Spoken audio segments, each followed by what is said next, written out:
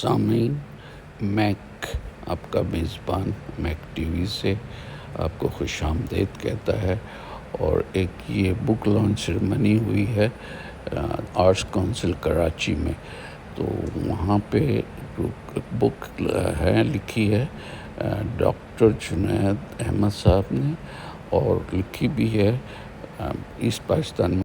Asset Pakistan میں 1971 سے پہلے جو اردو اسپیکنگ لوگ رہتے تھے عرف عام میں بہاری کہلاتے تھے، ان کے حالت زار پر اور ان کی جو نسل کشی ہوئی ہے اس کے اوپر انہوں نے کتاب لکھی ہے۔ اگر پسند آئے تو ویڈیو لائک کیجیے گا، شیئر کیجیے گا، اور پھر ملتے ہیں انشاءاللہ اگلی ویڈیو میں۔ اللہ حافظ۔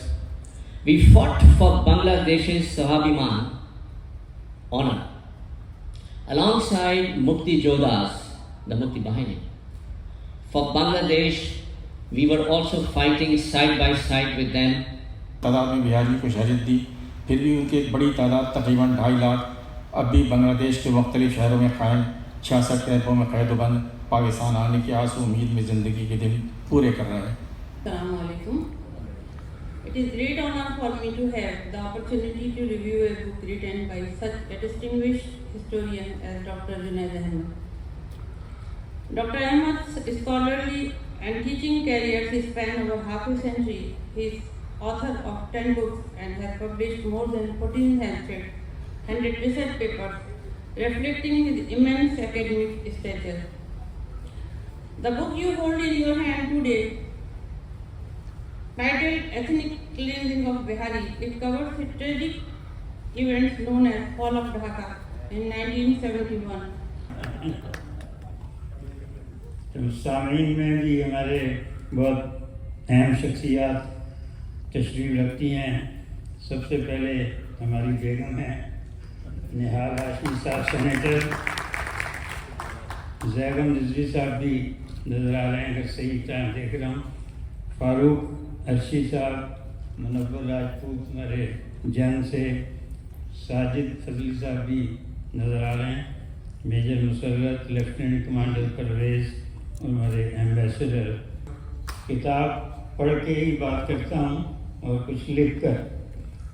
اس کا عنوان یہ رکھا ہے کہ 1971 بار بار کیوں آ جاتا ہے۔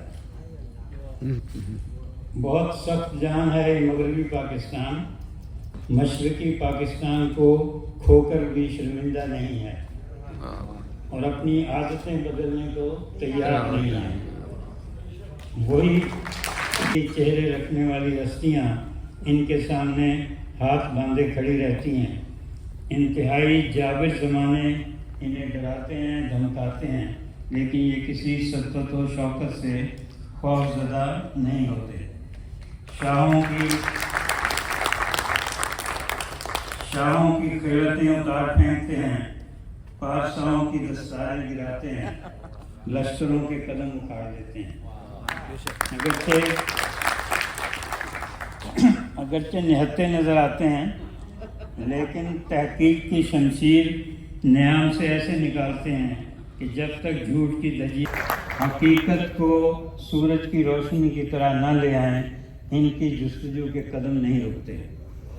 ہر سال اس بدقسمت خطے جنوبی ایشیا کے بارے میں ایک نہ ایک ضخیم دستاویز بہت اعتبار اور شفافیت کے Request Dr. Junaid Ahmed. Dr. Sahab, you can take the Q&A session, or you can first talk about your book, whatever, howsoever you like. The floor is yours.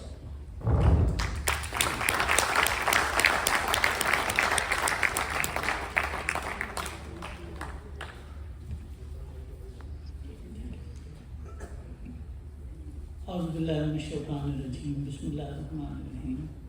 محمد شام صاحب، آپ کا بہت شکریہ کہ آپ تشریف لائے۔ حسن امام صدیقی صاحب، حسن رضوی صاحب اور ہماری بہن اعظم صاحبہ اور میرے تمام معزز حاضرین کرام، السلام علیکم۔ اس کتاب پہ بہت ڈیٹیل میں تبصرہ ہو چکا ہے۔ حسن امام صدیقی صاحب بہت ڈیٹیلس میں گئے. اس کے بعد ابن حسن رضوی صاحب نے بھی بہت ڈیٹیل میں اس کا احاطہ کیا. پھر ہماری بہن بھی کسی سے پیچھے نہ رہیں اور انہوں نے بھی بہت دل سے بہت سی باتیں کی. اور آخر میں محمود شام صاحب نے خطبہ صدارت جس طرح سے پیش کیا، اس میں انہوں نے وہ تمام محرکات، وہ تمام ایشوز جو میں اس کتاب میں پیش کرنا چاہتا تھا، اس کا انتہائی طریقے سے، انتہائی بہتر طریقے سے احاطہ فرما کر آگے کی بات بھی کر ڈالی. اس پہ آپ تمام لوگوں کا شکریہ ادا کروں گا، اور میں یہ بھی کہوں گا کہ میں نے یہ کتاب پڑھی ہے، اور جس طرح دوسرے مبصرین نے اس کتاب کے بارے میں بتایا ہے وہ بالکل صحیح ہے، بلکہ اس سے بھی زیادہ ہے کہیں. اچھا، اس کے بعد کتاب پہ تو بہت بات ہو گئی ہے، بہت ساری